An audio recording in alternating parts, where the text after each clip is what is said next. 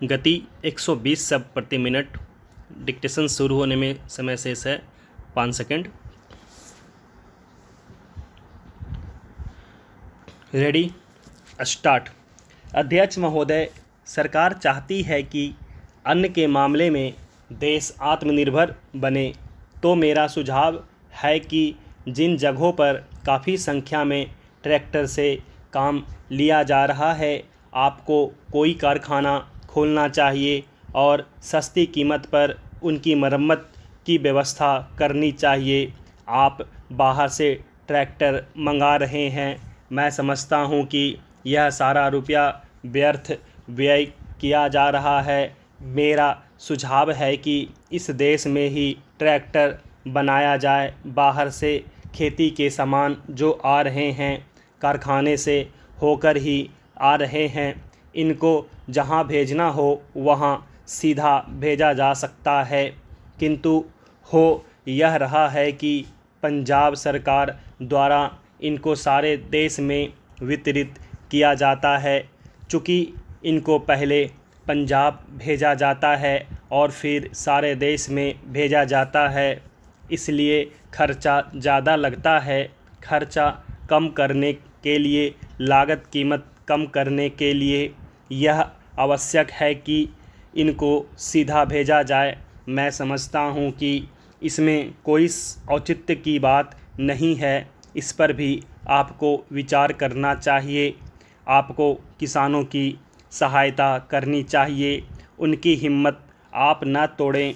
हमें चाहिए कि उनको हम सस्ते दामों पर खाद दें, बिजली दें, बीज दें और पानी भी दें, लेकिन ऐसा ना करके हम देख रहे हैं कि हर चीज़ के दाम बढ़ाए जा रहे हैं। नलकूप पर आप कर लगा रहे हैं, उनको बिजली नहीं मिल रही है। इस ओर आपका ध्यान जाना चाहिए। वास्तव में आप कृषि की उन्नति चाहते हैं तो सिंचाई और बिजली का काफ़ी इंतज़ाम होना चाहिए। जब तक सिंचाई और बिजली का इंतज़ाम नहीं होगा, तब तक खेती की उन्नति नहीं हो सकती।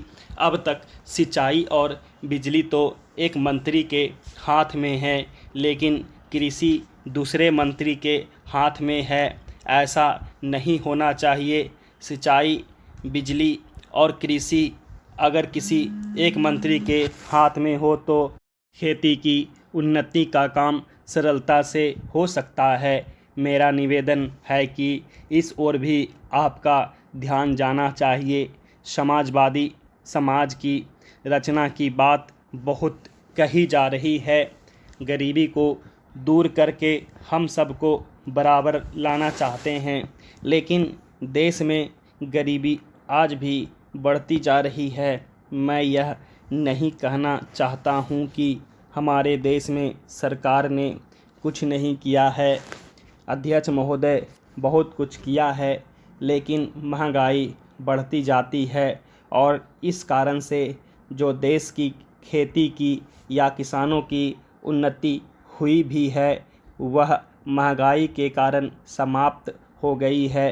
तो ऐसी स्थिति में अगर हम किसानों को अन्न की, उसके पैदावार की कीमत अधिक नहीं देंगे तो हमारे देश का कल्याण नहीं हो सकता है।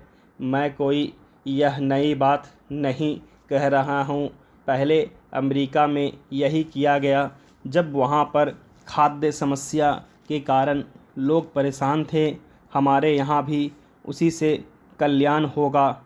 हम देख रहे हैं कि सरकार के प्रयत्नों के परिणाम भी अच्छे निकलने लगे हैं, लेकिन दुख इस बात का है कि इस वर्ष सर्दी के मौसम में वर्षा नहीं हुई। फलस्वरूप इस वर्ष जो पैदावार है वह उतनी नहीं है। इसका कारण वर्षा न होना है। कुछ लोग कहते हैं कि इस वर्ष भी जो पैदावार है पिछले वर्ष की पैदावार के बराबर हो जाएगी, लेकिन अगर वर्षा हो जाती है तो निश्चय ही हमारी स्थिति बहुत अच्छी हो जाती है। मैं देखता हूँ कि इस वर्ष गल्ले की कोई कमी नहीं है, इसलिए मैं समझता हूँ कि गल्ले को एक जगह से दूसरी जगह ले जाने में जो रोक लगाई गई है उसको हटा लेना चाहिए। अभी हमारे राज्य में बड़ा अकाल पड़ा हुआ है, लेकिन वहाँ पर गल्ला भेजने की कुछ व्यवस्था की गई है और लोगों को गल्ला मिल रहा है। इसका परिणाम यह हो रहा है कि कोई भी आदमी भूखा नहीं मर रहा है।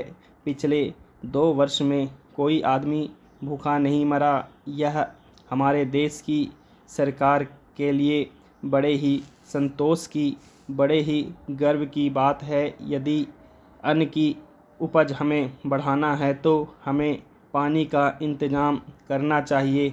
आज वर्षा की बहुत कमी है। विशेष रूप से मैं अपने क्षेत्र की बात आपको बतलाना चाहता हूँ। 20 वर्ष पहले जितनी वर्षा वहाँ होती थी उतनी ही वर्षा आज भी होती है। वहाँ नहर भी है, लेकिन नहर का पानी वहाँ नहीं जाता है। नहर के पानी को आगे ही रोक लिया जाता है। बांध भी बना है, किंतु हमारे राज्य के लिए पानी नहीं दिया जाता है। इसका परिणाम यह होता है कि पानी न मिलने के कारण लोगों को काफ़ी परेशानी का सामना करना पड़ता है। कुछ लोगों ने नलकूप भी लगा लिए हैं, जिससे लाभ हुआ है। स्टॉप।